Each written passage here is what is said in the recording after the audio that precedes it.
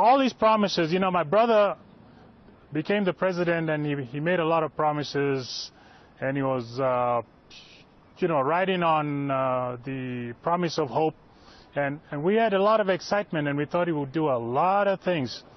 But if you look at the Middle East right now, it's a mess, and there's people being killed all over the place.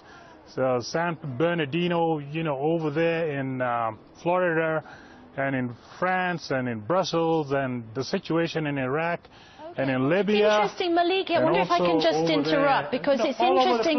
Yeah, it's interesting you make that point, because of course one of the ways that Donald Trump, who you now support, has said that he would tackle those problems is by putting a temporary ban on Muslims entering America. You yourself are a Muslim.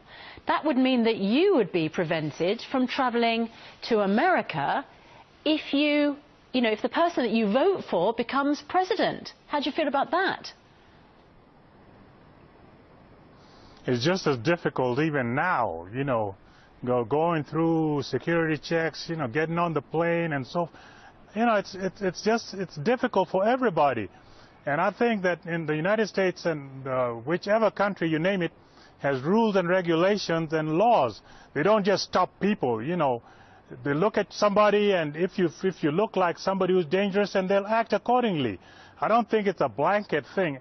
And the statement was just a response or a reaction to the events that are happening right now. I'm a Muslim, yes, but I don't condone the shooting and killing of innocent people in the name of Islam. And so it makes it difficult for me, and it makes it difficult for everybody else, including law-abiding Muslims.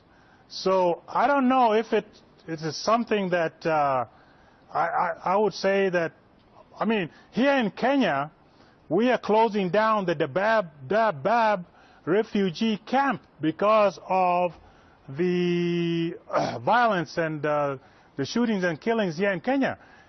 Anybody in their right mind would react accordingly and put up whatever measures that is necessary. Okay, Malik, let me ask you.